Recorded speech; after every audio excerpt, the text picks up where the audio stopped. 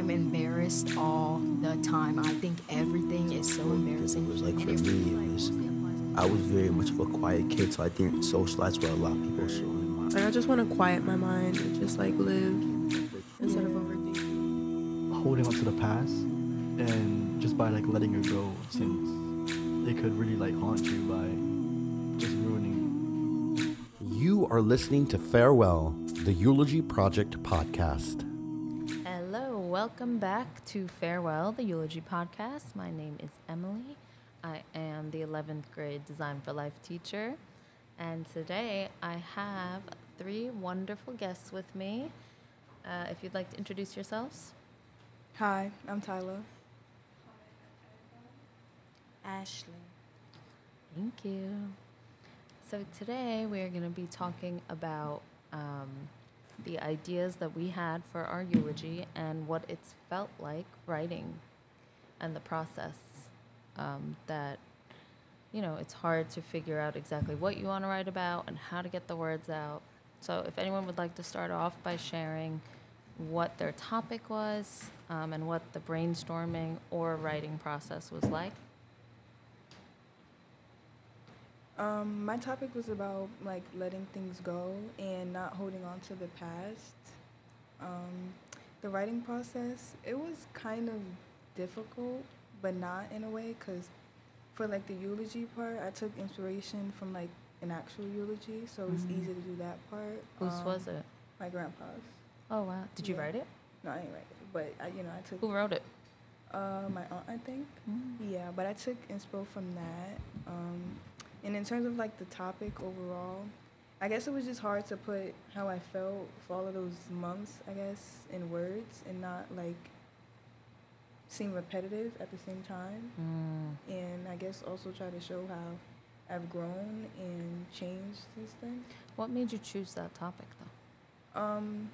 Just because usually I have a hard time letting things go and just, you know, like not letting my anger take control and just moving on from stuff. So I guess I just went with this kind of as like a way of personal healing. That's the thing that you knew you wanted to let go of Yeah. or get rid of. Yeah, just holding on to anger. Yeah, it's too hot to be angry, you know? Yeah. In your eulogy, did you use like examples of when that anger kind of hurt you or didn't serve you? I mean, I used examples from like when my grandfather passed, because when he passed, you know, I was really angry and, you know, I didn't know where to put all that emotion and stuff. So I guess I would just lash out or I would just hold it in, like no in between. So, yeah. And how did you let go? I guess over time, I learned that, you know, every day is different and I may feel some type of way today and, you know, move on by the next day. So I can't hold on to that hurt, you know? Yeah. I totally agree with you. Thank you. Ash? Eva?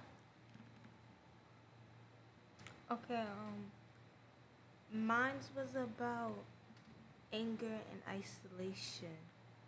And I chose both of them because, well, like, they're really going as one. Because, like, at a certain point, you get so angry or, like, you don't want to be around nobody. It's like everything's making me angry and just for no reason, so I'm not going to be around nobody. And that's why I wrote it. But, what was the other question? What was the writing process like for you? It was easy, but then, like, it also had me thinking that, like, I can't be that way. Because I feel like you were already on that journey of letting that go. You know, like it was something we always spoke about anyway. But you're saying that this kind of solidified it for you? Yeah. What was the realization that came out of it? I don't know. I think just, like, going back to that point of time where, like, I was letting everybody, like, not take control of me, but, like, I was letting everybody slide. I was letting a lot of things go. So I got to the point where I was tired of forgiving. I was tired of, like,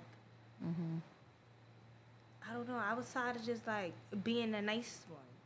So it changed from me being a nice one to me actually like putting my foot down and like not letting nobody play with me. That's how I took it.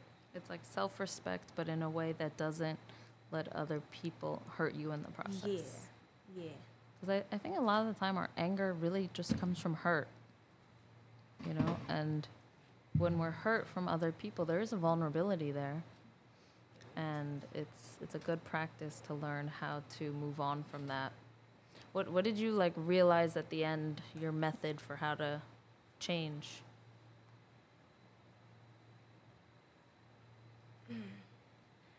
I feel like for me, a way I could change is just like stop letting everything affect me and stop like, cause I have something where I feel like I gotta prove myself or like somebody gotta hear my side. Like, yeah. So I feel like just changing that and feel like and You don't thinking need to to myself explain that yourself. like, yeah, that I don't need to explain myself all the time. Yeah. You could just let it go. Right? Say farewell. Haha. The you. Eve, what about you? So to say honest, though, it was difficult for me to figure out what I want to write about because I have so many things to worry this year. But then I saw that nowadays the problem that is so close to me is the fear of growing up. I thought about like separating from the family or just taking responsibility of things that I didn't do before. Yeah, but the difficult, yeah, for me was also the writing process, as I have so many random thoughts, and yeah, it was so difficult to mix everything, and I still think that I have problems with it even right now. But you know, sometimes it's almost better to be able to brainstorm all these thoughts and then say, okay, how can I organize my ideas better? Because I think in general, our thoughts don't go in a straight line, you know? So like, it's okay that you have all these different ideas that are coming from this topic. And to be able to organize it after is part of what being a writer is. Yeah, but you know, even now, yeah, I've already done a brainstorming, and when I try to organize everything, I can't do it because I still like add some new ideas, and I can't just stop.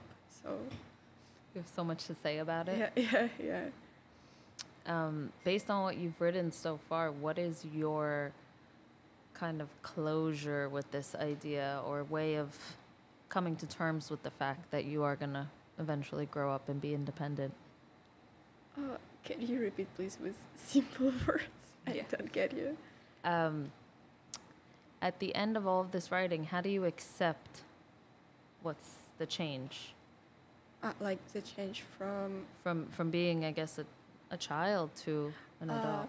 Yeah, like my main conclusion of all of this is that, like, except of the fear of growing up, I'm afraid of take responsibility. Yeah, it was because like when we are children, we're used that someone are caring about us. Yeah, and we don't think about consequences, our actions. Yeah, and I wrote about it a lot.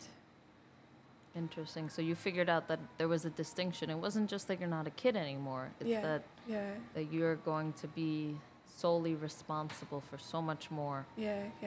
It is scary. Especially when you're responsible for hundreds of students. It's even scarier. Awesome. All right. So my next question for you all is, what would you tell your younger self, looking back now and having gone through this writing process, looking at who you were in the past, your childhood, what would you tell your younger self? I would tell her to calm down. I'll tell her to calm down. That's what I'll tell her. That's the main thing. Awesome. I tell my younger self that it's not my fault and everything that happened to me had nothing to do with me, and it was more of other people, and I shouldn't, I guess, hold on to that. That's, why I said I'm gonna move on, and let it go. I love Yeah. that. I'd tell myself that maybe not to be afraid of doing something unusual, because if you won't do it, you will regret about it. Yeah. Awesome. All right. Thank you guys for tuning in. Hope you have a great day. Goodbye. Later. You've been listening to Farewell, the Eulogy Project podcast, a Spark Studio production.